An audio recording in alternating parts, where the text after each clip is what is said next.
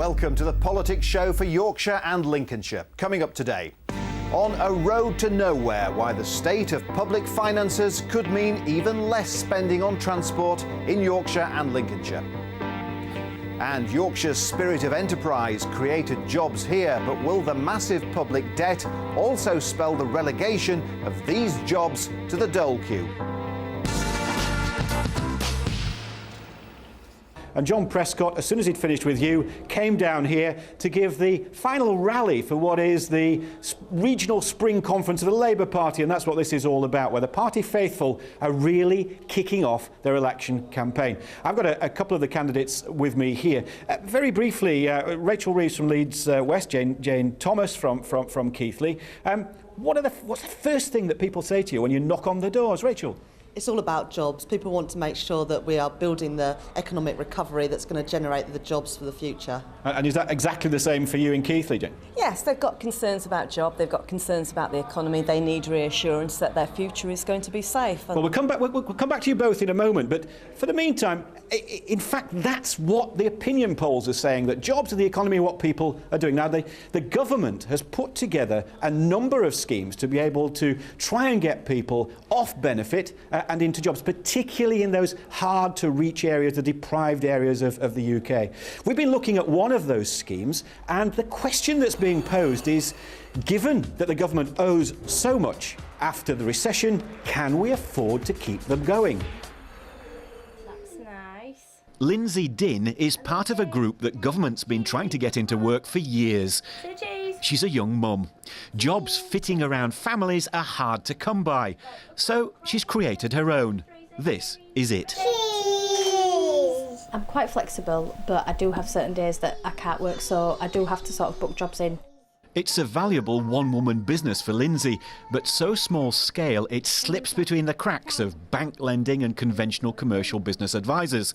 So a government-funded scheme based in Leeds called Sharing the Success has stepped in to fill that gap. If I hadn't set up my own business and a full-time job wouldn't have been an option, I would have had to stay at home full-time, which I do love being at home, but I do love going to work as well. 70 miles away in Grimsby, they're playing five-a-side soccer here as a direct result of another government-funded small-scale business generation scheme. This one's called E-Factor and covers East Lincolnshire. It came up with financial backing and business advice to a local man who had the idea of converting a redundant industrial unit on the edge of town into this indoor arena and charging £3 a head for teams to join his leagues. 9 months on, it's been a spectacular success. It's growing month on month. Currently we've got 114 teams a week that play competitively in the five-a-side leagues that run over 5 different nights a week. We cater for the kids as well, so everybody enjoys it. Hang on a minute, 114 teams. How late do you play the game? We run the leagues from 6 o'clock right through till 11 o'clock at night, 5 nights a week. People don't mind late kick-offs, they just enjoy playing football. But banks couldn't be persuaded to provide all the money.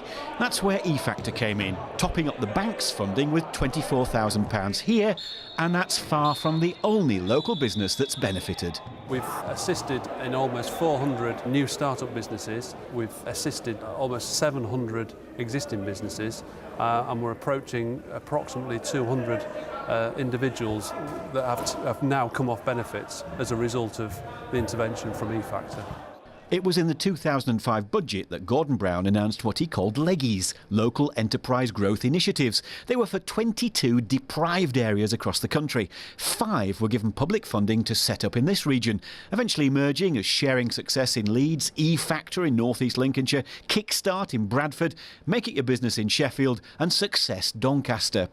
And it was at a national conference in Doncaster this week that they all met to share worries that what was meant to be a 10-year project could be cut short if they lose out to public spending cuts. If whichever government comes into power does their sums right and they do their adding up, they will realise that the benefits of actually encouraging entrepreneurial activity, getting people into business, getting people into jobs, actually will help the public purse, because obviously you're not paying for long-term unemployed. It's not rocket science, is it really? It's all to play for. The Department for Communities and Local Government recently said it intends to expand its local enterprise growth initiatives. But the individual schemes say they know spending will be at the heart of the general election campaign and are taking some convincing that whoever wins will leave them in safe hands.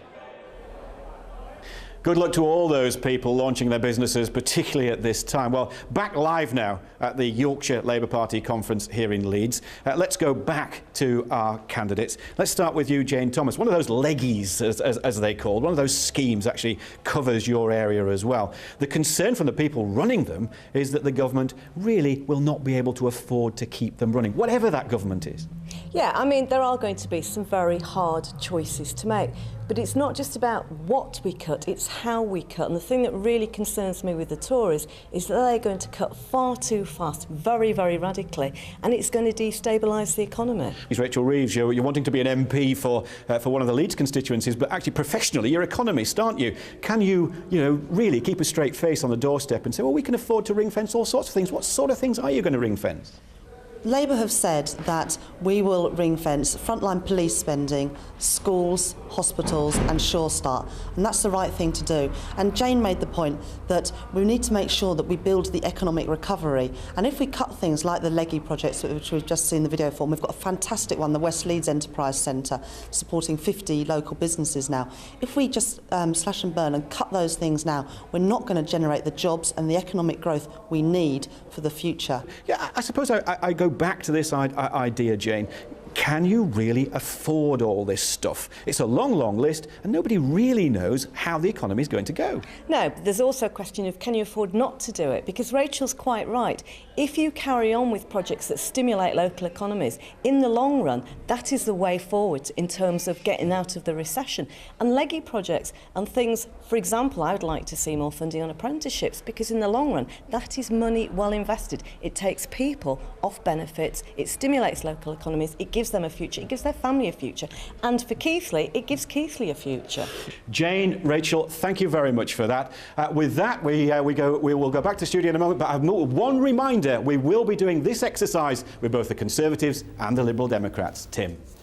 Len, thank you very much. Let battle commence. That's just about it from the Politics Show in the North. Don't forget to check out our website.